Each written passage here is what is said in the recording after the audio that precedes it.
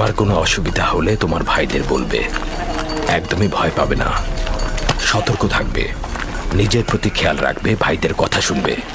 ইউসুফের জন্য আমি যথেষ্ট খাবার দিয়ে দিয়েছি, ও যেন ক্ষুধার্ত না থাকে, ঠিক আছে? আমরা তো আছি আম্মাজান। লাভি, জি আব্বাজান। ইউসুফকে তোমার কাছে অর্পণ করলাম, দেখো যেন আঘাতপ্রাপ্ত না হয়। দুশ্চিন্তা করবেন না আব্বাজান, আর যদি বেশি দুশ্চিন্তা হয় তবে ইউসুফকে পাঠানোর দরকার নেই। তোমরা থাকতে দুশ্চিন্তার কি, যাও ওকে নিয়ে যাও, ওকে তোমরা দেখে রেখো। আমি আমার ভাইদের পক্ষ থেকে আপনাকে কথা দিচ্ছি যে সূর্যাস্তের সময় ইউসুফকে আপনার কাছে হাসি মুখে পৌঁছাবো। হ্যাঁ, এসো ইউসুফ, চলো ইউসুফ। ইউসুফ, এসো ইউসুফ। তোমরা এগিয়ে যাও, এসো ইউসুফ।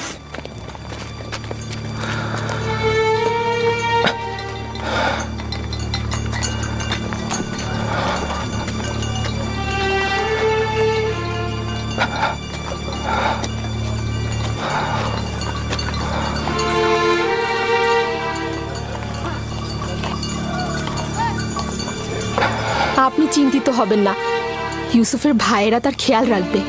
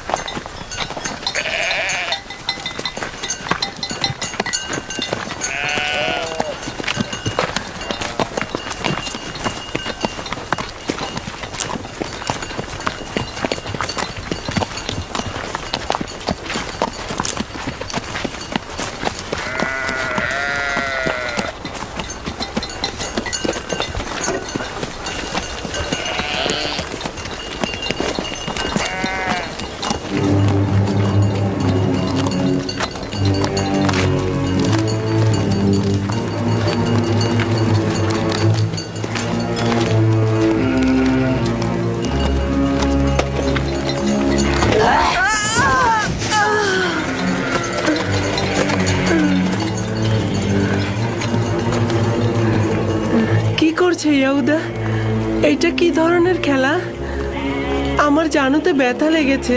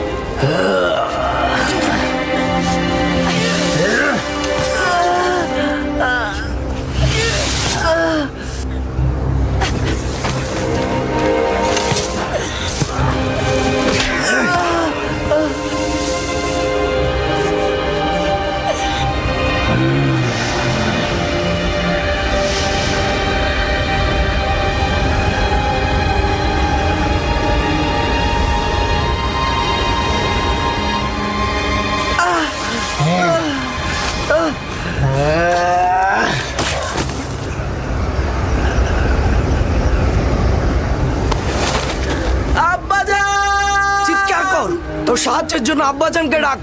আব্বাজান, আব্বাজান। যত চিৎকার করিস তোর আব্বা জান তোকে এখানে একদমই বাঁচাতে আসবে না।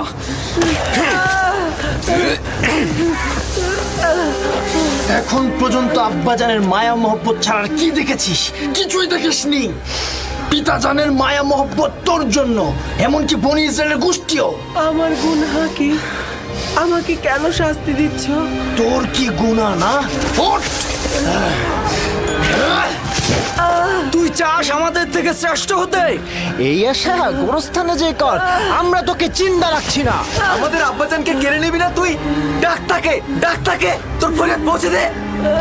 আমরা সবাই বনি ইসরায়েলের সন্তান, তুই একা নয়। পিতাজানের আঁচলের নিচে ছিলি না? কোথায় তোর পিতা? ডাক তাকে, ডাক তাকে।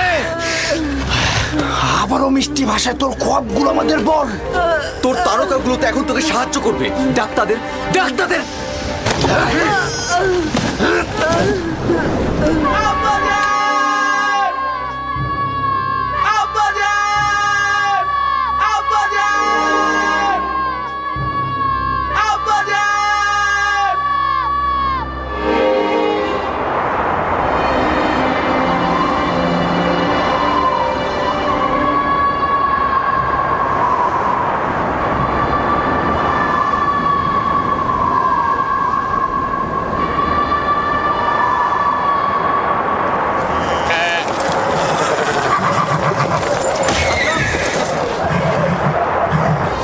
হঠাৎ করে এমন বালু ঝড় আর প্রাণীগুলোর এই অস্থিরতার কারণ কি?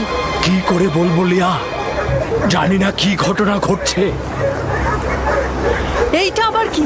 আমি এমন তুফান তো কখনো দেখিনি। হ্যাঁ হ্যাঁ, তাড়াতাড়ি ভেতরে যেয়ে ওঠো।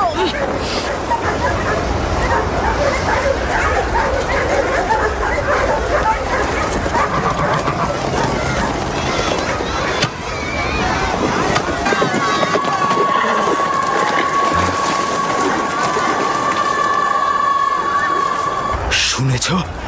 কিসের কথা বলছেন? মনে হচ্ছে বাতাস আত্মচিৎকার করে বলছে আব্বাজান।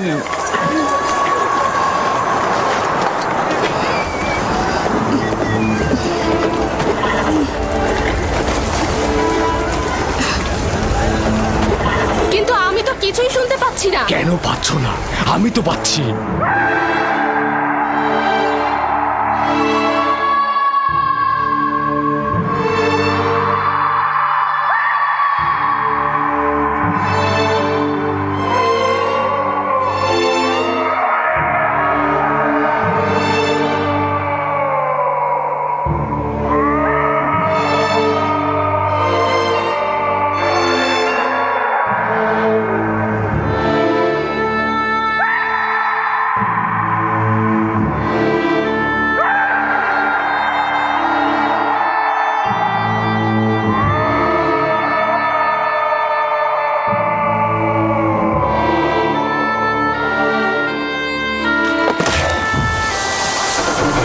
আব্বাজান, আম্মাজান, ইউসুফ, তোমরা কোথায়?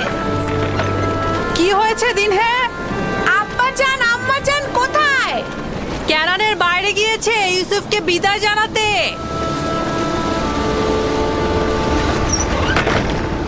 কি হলো? তোর সুন্দর জুতা ছিঁড়ে গেছে? হ্যাঁ, এই, তোর পরিষ্কার পোশাকে কি ময়লা লেগেছে? তোমরা কি করছো? ওর কালো চুলের সিঁথি তো এলোমেলো হয়ে গেছে। এখনো কি চাস আমাদের উপর নেতৃত্ব দিতে? আরে আম্মাজান রাহেলের এতিম বাচ্চা, দেখো ভালো করে দেখো। ভালো করে দেখ তোর সেজদাকারীদের। স্বপ্ন দেখেছিলি না? এখন কে সেজদায় গিয়েছে? তুই না আমরা?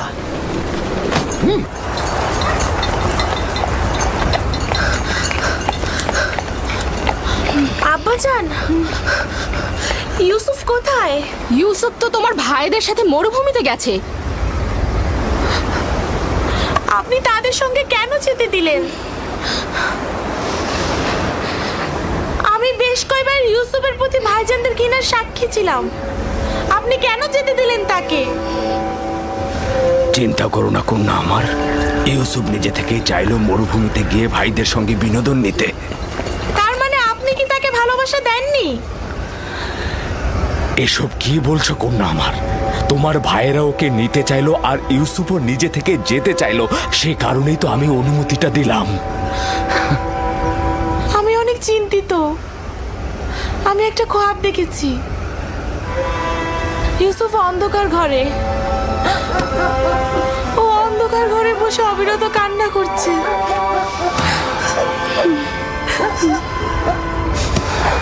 আমি সন্তানদের প্রতি বিশ্বাস রাখছি, তারা নিশ্চয়ই ইউসুফকে সহি সালামতে বাড়ি ফিরিয়ে আনবে। কিন্তু আমার যেন কেমন লাগছে। এখন কে মাটিতে পড়েছে, তুই না আমরা? বল তোর সেজদাকারীগণকে এখন তোকে সাহায্য করুক।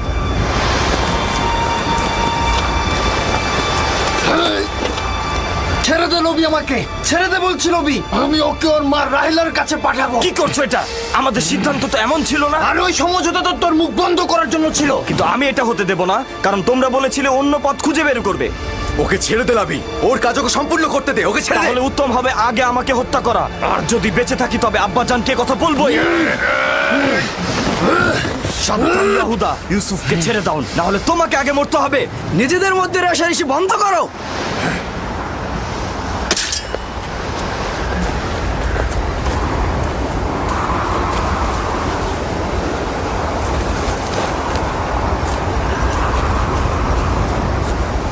তুই এই কাজটা শেষ হতে দিলি না লাবি। একদিনের জন্য অনুতপ্ত হবি। জানি যে খোদা তাআলা আমাদের কখনোই ক্ষমা করবে না। ওদের হয়ে আমি তোমার কাছে ক্ষমা চাইছি, তুমি আমাকে ক্ষমা করো। খোদার কসম বলছি, আমি স্বপ্নেও ভাবিনি যে ওরা এমনটা করবে।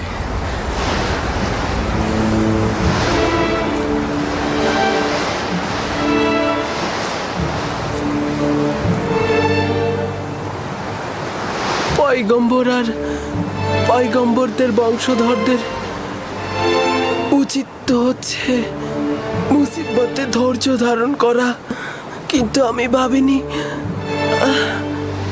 প্রথম মুসিবত আমার ভাইদের কাছ থেকেই আমার কাছে আসবে। আমার ভাইরা আমার শত্রু হয়ে যাবে। তোমার মুখে হাসি কেন? কিছুক্ষণ পূর্বে আমাকে আব্বাজানের কাছ থেকে পাবার জন্য আমাকে কত আদর করছিল, কপালে চুমু খেয়েছিল। ইয়াহুদা আমাকে না হাঁটিয়ে ঘোড়ায় চড়িয়ে নিয়ে এসেছে। তখন মনে হচ্ছিল দুশ্মনদের করে এত ভয় কিসের, এতগুলো ভাই আমার সাথে। কিন্তু আমি এখন বুঝতে পারছি আমার দুশ্মনেরাই হচ্ছে আমার নিজের ভাইয়েরা।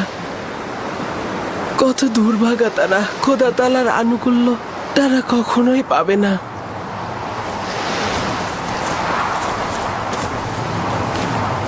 লাবি,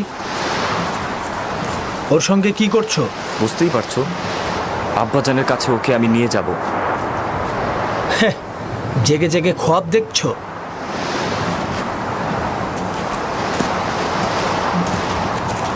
যদি ওকে ফিরে দেওয়ার চিন্তা করো তবে দুইজনের জানের বিনিময়ে এই কাজ সম্পূর্ণ করব। এটা ছাড়া আমার কোনো পথ থাকবে না। কি করবো এখন? ওরা তো আমাদের দুজনকে হত্যা করবে।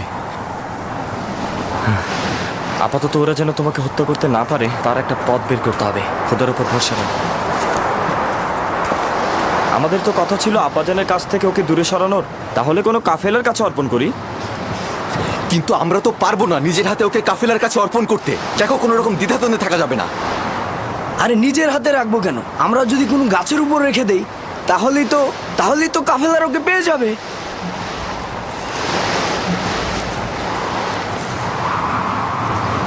উত্তম হবে ওকে কোনো কূপের মধ্যে লুকিয়ে রাখা। এতে করে কাফেলাগণ পানি উত্তোলনের সময় ওকে খুঁজে পাবে আর নিজেদের সাথে নিয়ে যাবে। এইটা কিন্তু ভালো বুদ্ধি। এখান থেকে খুব কাছেই একটা কূপ রয়েছে। এই যাদের বাণিজ্যিক কাফেলারা সেই পথ দিয়ে অতিক্রম করে, আর সেই কূপে আমরা যদি ওকে রেখে দিই তাহলে ওরা ওকে পেয়ে যাবে। হ্যাঁ, খুবই ভালো। চলো যাই। দল, নাপতালি, তোমরা ভেড়াগুলোকে দেখাশোনা করো।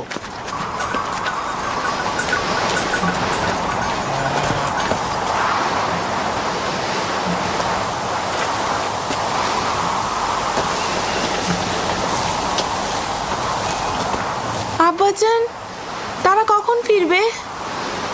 চিন্তা করো না আমার কন্যা, সূর্যাস্তের এখনো অনেক বাকি। কিছুদিন আগে ইয়াহুদা চেয়েছিল ইউসুফকে শাস্তি দিতে, লাবি তাকে রক্ষা করেছে। কেন? ইউসুফকে ওদের সাথে কোনো বেয়াদবি করেছিল? না আব্বাজান, ইউসুফ তার স্বপ্নের কথা বলতে চায়নি তাই। আমি তাকে বলতে নিষেধ করেছিলাম।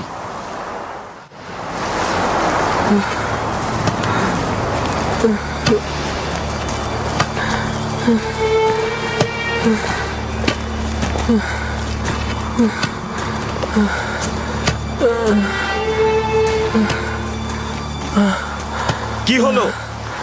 আর কত দূর? আশেপাশে কি কোনো কূপ নেই? কোথায় নিয়ে যাচ্ছ তোমরা আমাদের? তুমি কি চাচ্ছ ওকে কাছে কোথাও লুকাই আর যে কেউ এসে আব্বাজানের কাছে পৌঁছে দিক? আরে কূপ যতটা দূরে হবে ওর ফিরে আসা ততটাই দুঃসাধ্য হবে। পৌঁছে গেছি, কূপ ওইখানে, ওই যে ওই গাছের নির্জনে।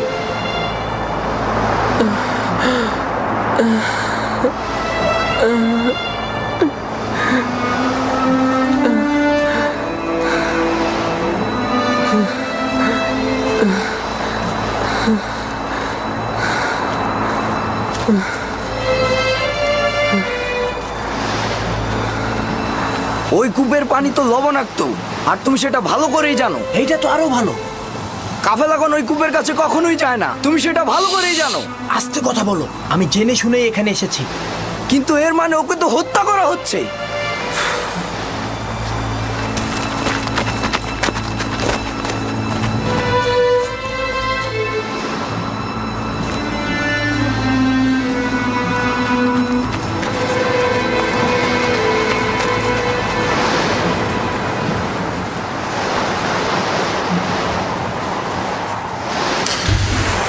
এটা তো অনেক গভীর। কোনো সমস্যা নেই। যদ, আশির, জীবজন্তু বাঁধার জন্য যেসব দড়ি নিয়ে এসেছিলাম সেগুলো নিয়ে এসো। একসাথে বাঁধলে অনেক বড়ই হবে।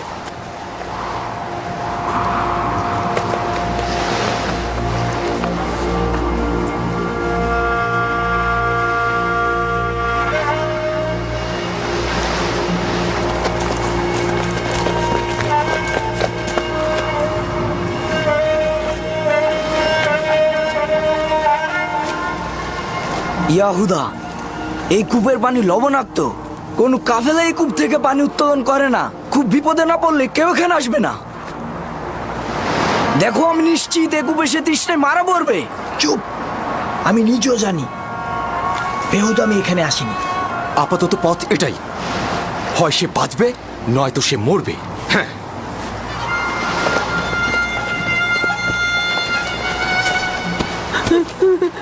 চল। এভাবে টানছো কেন? ছাড়ো ওকে। তোমাকে করতে হবে না, আমিই করব। ক্ষমা করো ইউসুফ, বাধ্য হয়েই করছি।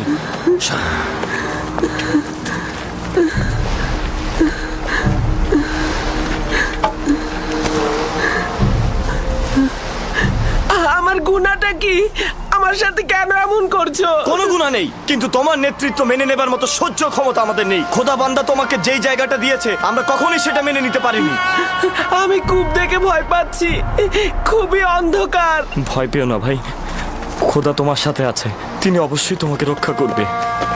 হাই ইয়াহুদা, আমি কূপে ভয় পাই। লাবি, আমি কূপে ভয় পাই। তোমরা তো চাইছো আমি আব্বাজানের কাছ থেকে অনেক দূরে সরে চলে যাই। আমি কথা দিচ্ছি অনেক দূরে চলে যাব, আমি কখনো ফিরবো তুই না। বললি আর আমি সেটা বিশ্বাস করলাম না। ইয়াহুদা, ইয়াহুদা, আমি কূপে ভয় পাই। ইয়াহুদা, আমাকে ছেড়ে দাও। লাবি। থামো।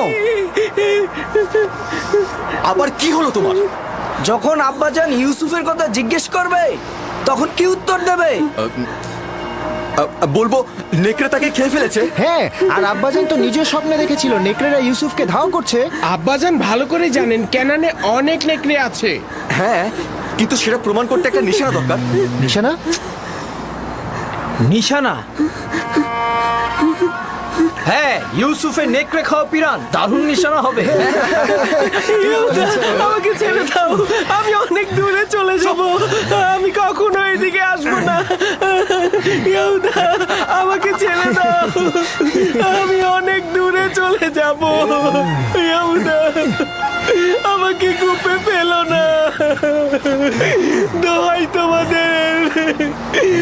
আমাকে কূপে লাভি, আমাকে রক্ষা করো লাভি, আমার তোমার সাথে কথা আছে লাভি, লাভি, লাভি। বেহুদা কথা বলিস না, ওকে তাড়াতাড়ি নিচে ফেল। আমার থামো লাভির বলছি, সাথে কথা থামো। আছে। তোমরা তোকে কূপে নিক্ষেপ করবেই, শুধু একটু পরে না হয় একটু আগে। এত তাড়াহুড়ার কি আছে? দেখিও কি বলে। সরো সরো। কি বলবে আমার ভাই? আমি তোমার সাথে একটু একা কথা বলতে চাই। তার শেষ ইচ্ছা কি তোমরা শোনোনি?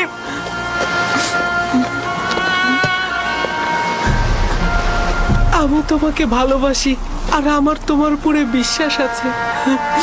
যদিও ভাইরা আমার উপর অন্যায় করছে, কিন্তু তাদের সকলকে আমি অনেক ভালোবাসি। আমি চাই না আমার কারণে তাদের কোনো ক্ষতি হোক, আর এমন না হয় আব্বাজান আমার জুলুমের খবরে অসুস্থ হয়ে পড়েন এবং তার অভিশাপে তোমরা ধ্বংস হয়ে যাও। অন্যদেরকে বলো না, সম্ভাবনা আছে আব্বাজানের জেনে যাওয়ার। এই ঘটনা খোদাবানদের কাছে গোপন থাকবে না। খোদাবানদের ক্রোধে তোমাদের সুখ নষ্ট হতে পারে। তবা করো যেন ছোট বাচ্চার উপরে জুলুম করার জন্য তোমাদের উপরে আযাব না নেমে আসে। খোদা তাআলা আমাদেরকে ক্ষমা করুক। আব্বাজানের কথা অনুযায়ী আমি ইলাহি পয়গম্বরদের একজন হব। তোমরা এটা জানো, তারপর আমার উপরে এমন জুলুম করছো।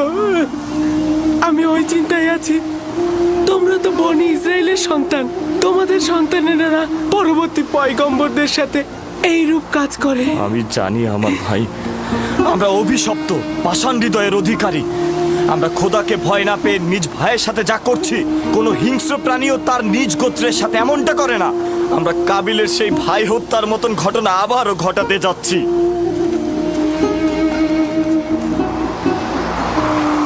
কি হলো তোমাদের? কেন দেরি করছো? এসো আমার সাথে, এসো। ইয়াহুদা আমাকে ফেলো না, আমি তো তোমাদের ভাই। ইয়াহুদা, আমার ভয় করছে। লাভি আমাকে রক্ষা করো। ইয়াহুদা আমাকে ফেলো না। লাভি, আমার অন্ধকারে ভয় করছে। আমাকে ফেলো না, আমি তো তোমাদের ভাই। আমার সাথে কেন এরকম করছো? লাভি, আমাকে রক্ষা করো, আমার ভয় করছে। লাভি, আমার ভয় করছে, আমাকে রক্ষা করো। শামুন, ইয়াহুদা, যাও, আরো ধরে নিয়ে এসো। আমার ভাই, আমাকে রক্ষা করো। আব্বাজান, আমাকে রক্ষা করুন। আব্বাজান,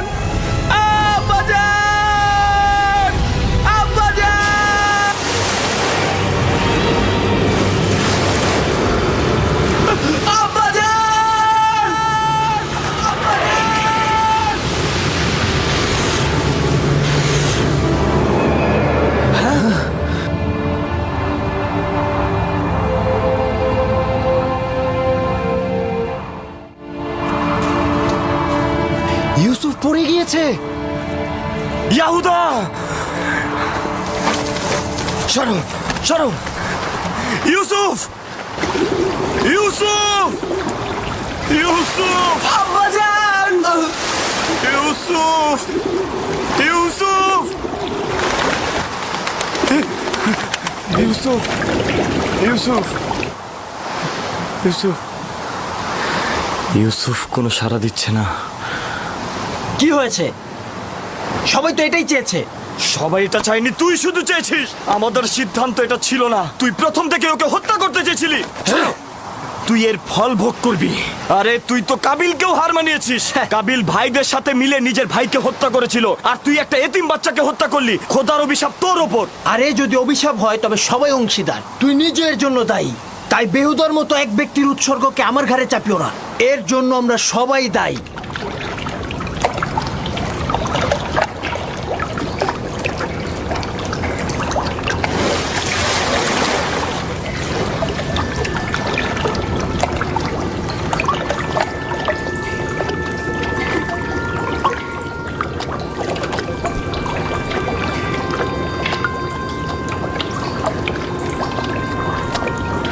তুমি নিশ্চয় ইউসুফ।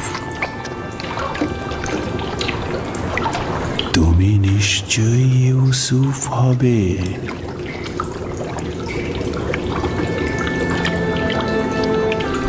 তুমি অবশ্যই বিশ্বাসী ইউসুফ হবে।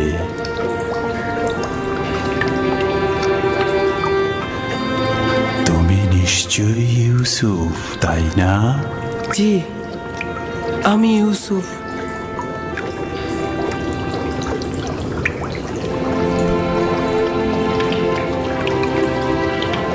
আমি জানতাম তোমার সাথে আমার একদিন অবশ্যই দেখা হবে। আপনি কে? বেটা, আমি হলাম সেই ব্যক্তি যিনি মহাকালের গর্ভে ছিলেন। আমাকে কিভাবে চিনেন? অতীতের এক আম্বিয়া তোমাকে নিয়ে আমার কাছে তারিফ করেছেন, তাই আমি তোমার প্রতি আকৃষ্ট হয়েছি। তোমার সাথে দেখা করার অপেক্ষায় ছিলাম। তার কাছে আমি তোমার নিশানা চেয়েছিলাম। বলল, একদা তুমি এই কূপের মধ্যে জাহির হবে। আর আপনিও আমার অপেক্ষায় বসেছিলেন? 1200 বছর ধরে তোমার অপেক্ষায় ছিলাম। 1200 বছর? হ্যাঁ, পয়গম্বরের নাজাত দানকারী হিসেবে তোমার আশার ওয়াদা দিয়ে আমাকে বলল, যাও কূপের মধ্যে গিয়ে বসো, একদিন ইউসুফ আসবে এবং আজ কি সেই দিন। আমিও আপনার দেখা পেয়ে আনন্দিত। আমি সকল আম্বিয়ার উপস্থিতি উপলব্ধি করছি। প্রত্যেকেই তোমাকে একটা পয়গাম দিয়েছে। হুন নবী বলেছেন, হে ইউসুফ, তুমি ন্যায়পরায়ণ, অত্যাচারীদের তুমি রক্ষা করবে। সালেহ নবী বলেছেন যে তোমার ডাকনাম আমার জন্য হালাল হবে, তুমি বান্দার হক নিয়ে কথা বলবে।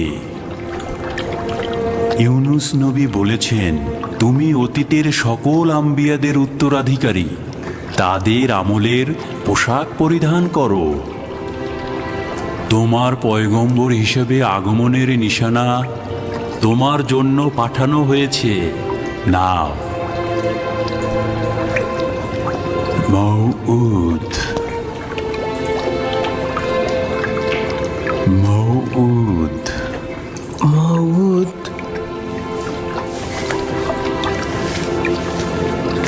আপনার কাছে শুকরিয়া জ্ঞাপন করছি। এটা মূল্যবান নিশানা। আপনি আমার কাছে কি চান? তোমার সাথে মোলাকাতের আরজু ছিল, তোমাকে দেখে খায়েশ পূর্ণ হলো, আর আমার কোনো আরজু নেই। আপনার নসিহত দরকার। আপনি আমার জন্য দোয়া করুন যেন আমি এই সময়ের রহস্য বাধা অতিক্রম করতে পারি। সকল অস্তিত্বের রহস্য তোমার হস্তের মধ্যে। তোমার নসিহতের কি দরকার? কোথায় আছে? অন্বেষণ করো। তোমার প্রতি হস্তে কয়টি জোড়া, কয়টি আঙুল?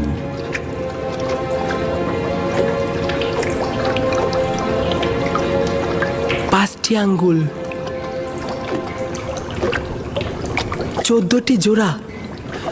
এটাই সেই রহস্য যেটা বলেছি, 5 আর 14। 5 আর 14 মানে কি? এই রহস্য আখিরি নবীর প্রকাশ পর্যন্ত অব্যাহত থাকবে। সত্তার অস্তিত্বের রহস্য এই দুটি সংখ্যা। এগুলোর কাছে আশ্রয় গ্রহণ করো, আরাম ও নাজাত পাবে। আরাম ও নাজাত পাবে।